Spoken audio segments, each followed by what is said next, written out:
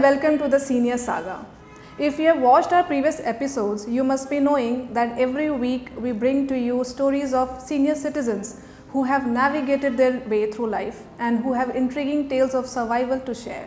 Dear viewers, very often we meet people who have struggled a lot and fought all the battles to make a better living for themselves and for their families.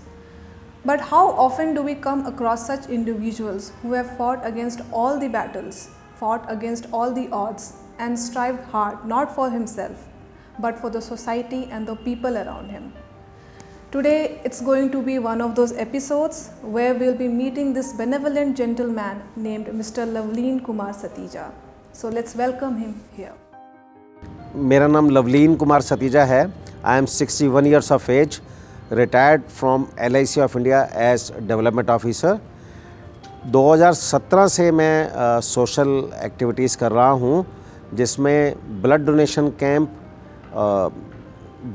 Camps हैं और Covid के दौरान की मेरी activities भी हैं.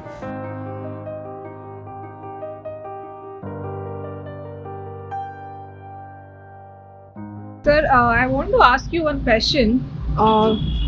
Like you started your social work from Lions Club, right? Initially, there wasn't much support from the club with respect to the projects you were handed. So ultimately, you had to start over again. I mean, you had to start your own initiative and your own club to pursue the noble work. So what was the story, and can you talk about the challenges? 2017 से मैं ये socially active हूँ, social activities कर रहा हूँ मैं. और मैंने जितनी भी एक्टिविटीज़ करी हैं 2017 ऑनवर्ड्स, ये सारी सोशल मीडिया के सपोर्ट से करी हैं. मैं अपने क्लब का मैंने उसमें पैसा यूज़ नहीं करा. मुझे लोगों से ही सारी फंडिंग मिली, लोगों से ही सारी सपोर्ट मिली. चाहे वो ब्लड डोनेशन हो, चाहे वो किसी गरीब की मदद करना हो, चाहे वो कोई भी एक्टिविटी हो. जैसे 2017 में हमने गुड़गांव में गरीब बच्चों को स्वेटर दिए. नए स्वेटर जो कि बड़े स्कूलों में सप्लायर जो सप्लाई करता है उससे लिए थे हमने, ब्रांड न्यू स्वेटर्स वो दिए हमने. इस सारी मदद जो है मुझे लोगों से ही मिली, सोशल मीडिया से मिली है ये. और कोविड के दौरान में जितनी भी एक्टिविटीज़ करी, चाहे वो हमने गरीबों को राशन दिया हो, लेबरर्स को राशन दिया हो, कुक्ड फूड दिया हो, या फेस शील्ड दियो, हमने N95 मास्क दिए हों डॉक्टर्स को, जितनी भी एक्टिविटीज़ करी हैं सारी की सबकी सपोर्ट मुझे सोशल मीडिया से मिली है, लोगों से मिली है, जनता से मिली है इस गुड़गांव की. सर, अगर हम कोविड के टाइम की इंसिडेंट की अगर बात करें, तो आपने जैसे बताया था कि you were the first person to distribute food and cooked food and also जो राशन का, ग्रोसरी का जो सामान होता है. I mean, you the first person who started this. So do you want to say something about that? Gurgaon में मतलब मेरा क्लब जो है पहला संस्था थी जिसने हमने किक स्टार्ट किया लेबरर्स को राशन बांटना. 22 मार्च को पहला लॉकडाउन था और हमने 24 मार्च को सबसे पहले एक बहुत बड़ी फाउंडेशन है जहाँ पे 500-700 लोग रहते हैं, ओल्ड एज होम है, वहाँ पे हमने 800 किलो 8 क्विंटल चावल दिया हमने. और उसके बाद ये नेक्स्ट डे से हमारी लेबरर्स की एक्टिविटी स्टार्ट हो गई. हमने लेबरर्स को राशन की किट देना शुरू करा और ये गुड़गांव में ऐसा वायरल हुआ मैसेज कि सब लोगों ने हमें अप्रोच करना शुरू करा लेबरर्स के राशन के लिए. सर, उस समय आई थिंक रेड क्रॉस भी इस इनिशिएटिव को नहीं ले रही थी. I think after you jumped into it, तब उन्होंने, I think they got along with you to start this thing, right? Yes, red cross was also one organization जिसको हमने शुरू में राशन दिया. और रेड क्रॉस ने ड्यूरिंग कोविड बहुत बढ़िया काम करा गुड़गांव शहर में, लेकिन उसमें हमने भी उनको काफ़ी सपोर्ट करा और बाकी जनता ने भी सपोर्ट करा ही गुड़गांव की.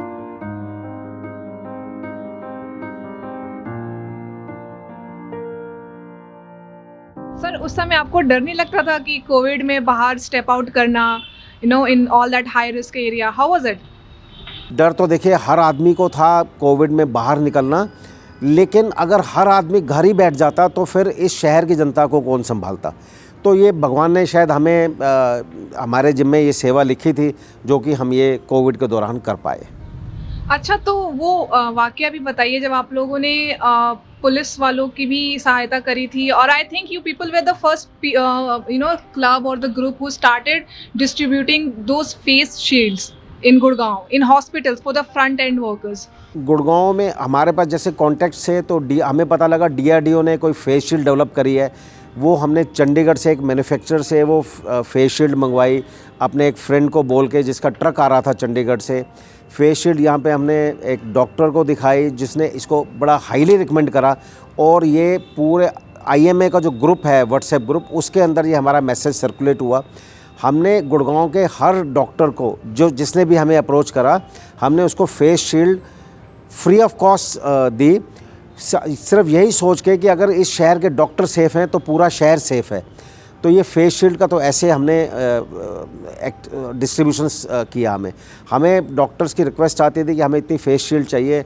हमने 2-3 डिस्ट्रीब्यूशन पॉइंट बनाए हुए थे, वहाँ से हमने डॉक्टर्स को ये फेस शील्ड देनी शुरू करी।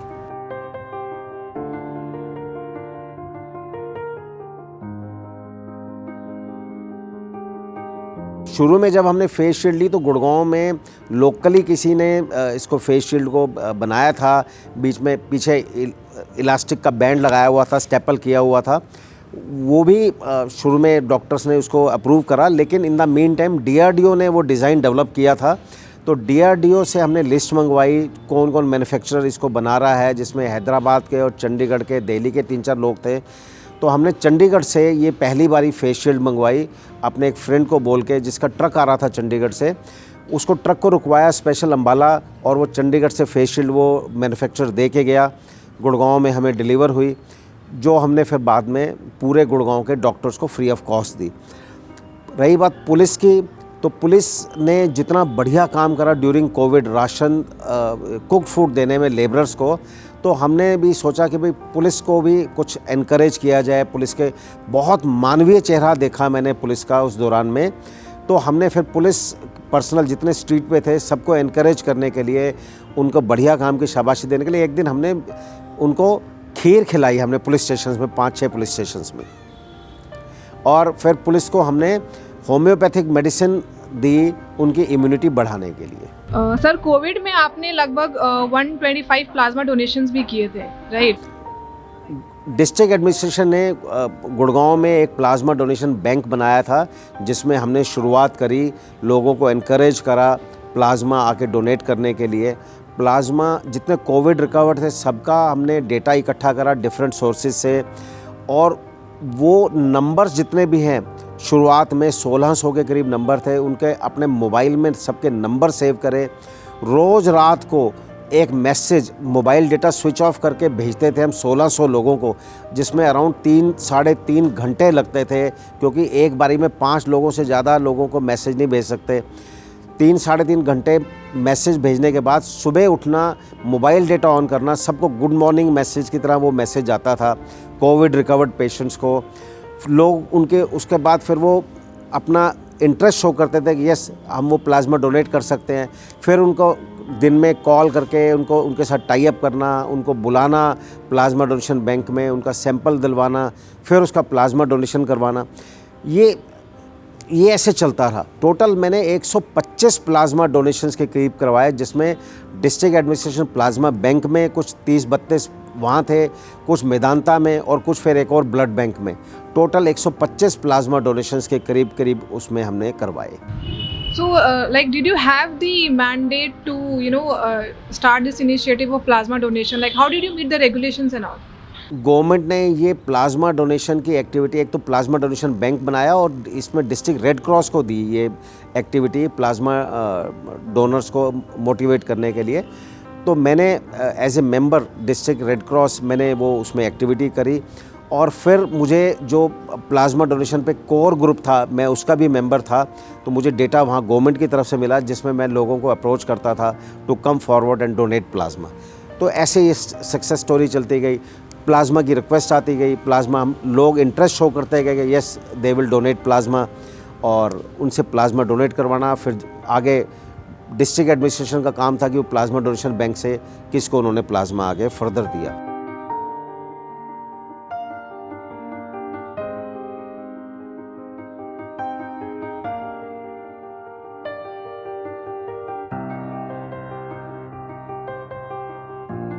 सर आपका जो सबसे पहला और सबसे लंबा चलने वाला जो कैंपेन था वो ब्लड डोनेशन का था, तो इसमें मतलब शुरुआत कैसे हुई और अभी तक उसका सफ़र कैसा रहा? सबसे पहला ब्लड डोनेशन कैंप जो किया हमने वो वैलेंटाइन डे वाले दिन 2018 में किया था। और यहाँ गुड़गांव में एक मॉल है, मॉल में हमने वो कैंप किया जिसमें 110 या 111 यूनिट हमने इकट्ठे किए थे। और उसके बाद तो ये कंटिन्यूसली ब्लड डोनेशन कैंप चलते ही रहे हमारे। हमने बड़े highly successful blood donation camps किए हैं। उसको उसी के मद्देनज़र हमारे पास रिक्वेस्ट बहुत आती। गुड़गांव में जितने बड़े हॉस्पिटल्स हैं सबको डोनर चाहिए, ब्लड नहीं लेते वो बाहर किसी ब्लड डोनेशन बैंक से, उनके अपने सेफ्टी नॉर्म्स हैं। तो बाहर से पेशेंट आते हैं तो नाम फैलने लगा, बाहर से पेशेंट आते हैं वो नाम लेके आते थे कि ब्लड चाहिए तो you can contact Lovleen Satija. तो ऐसे ये जर्नी चल रही है। बीच में 2-3 मोमेंट्स ऐसे भी आए, जैसे मेरी डॉटर के पास एक ब्लड डोनेशन की रिक्वेस्ट आई, छोटी है वो, लेकिन उसको वो ड्यूरिंग कोविड हम पूरा कर पाए। इसी तरह मेरी वाइफ के पास एक ब्लड डोनेशन की रिक्वेस्ट आई ड्यूरिंग कोविड ही।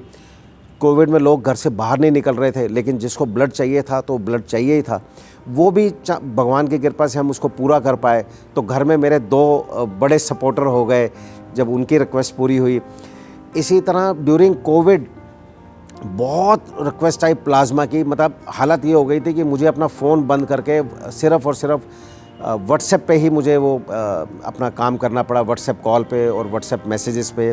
सर आपको सिर्फ इंडिया में नहीं, अब्रॉड में भी लोग जानते हैं, बाहर से भी लोग आपको रीच आउट करते हैं, चाहे ब्लड डोनेशन का काम हो या प्लाज्मा डोनेशन के लिए।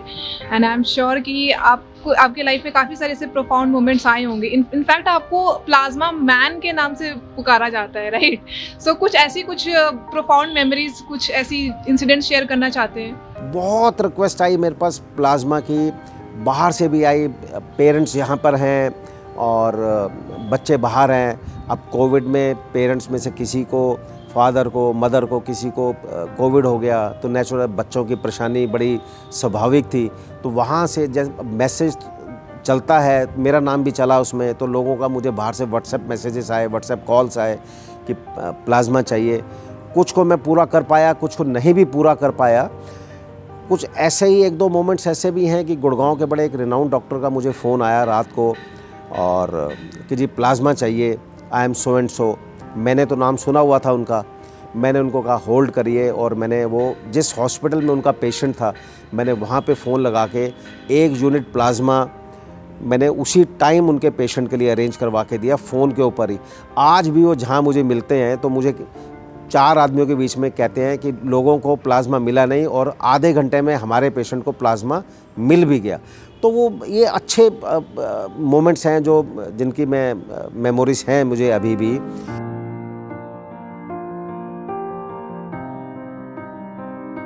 सर बहुत लोगों की इच्छा होती है कि नौकरी या बिजनेस के साथ साथ सोशल वर्क भी करें, और सिर्फ टाइम इम्पॉर्टेंट नहीं होता है, लोगों को ये भी लगता है कि शायद फाइनेंशियली साउंड होना भी इम्पॉर्टेंट है to do some social work. Is it like really true, या फिर एक नेटवर्क जैसी चीज़ भी कुछ होती है जहाँ पे लोग कनेक्ट करके भी लोग अच्छा काम कर सकते हैं? नेटवर्क होना ही सबसे बड़ी बात है, फाइनेंशियली साउंड होना। आप अगर अच्छा काम कर रहे हैं तो लोग आपको खुद सपोर्ट करते हैं।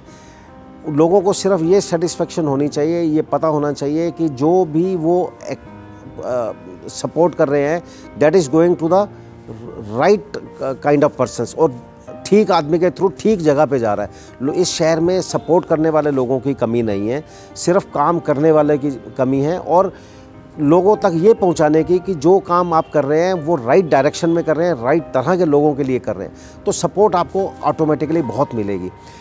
सोशल मीडिया इस सपोर्ट का सबसे बड़ा ज़रिया है। लोगों तक आपकी मैसेज पहुंचते रहें कि आप ये काम कर रहे हैं, तो आपके नाम की रिकग्निशन, आपसे पहले आपका नाम लोगों तक पहुंचता है। तो जब भी आप कोई सपोर्ट मांगते हैं लोगों से, तो लोग आपको बड़ा खुशी देते हैं। लोगों को पता होता है कि भाई जो सपोर्ट हमने दी है वो ठीक आदमी के ज़रिए ठीक जगह पे पहुंच रही है, और ठीक कॉज के लिए, एक राइट कॉज के लिए सपोर्ट मांगी जा रही है।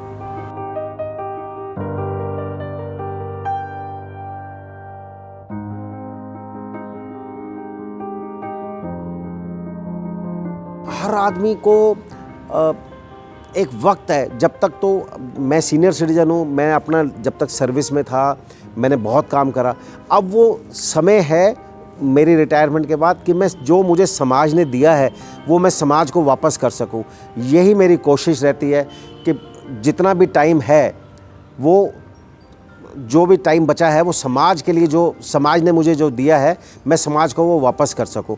बस सिर्फ इसी प्रयास में लगा हुआ हूं मैं, और यही कोशिश रहती है मेरी। सर जैसे कि हम हर एक वीक एक सीनियर सिटीजन की स्टोरी पब्लिश करते हैं, so we give them this free platform to come up and speak about their story. Do you want to say something for this initiative? It's a good initiative.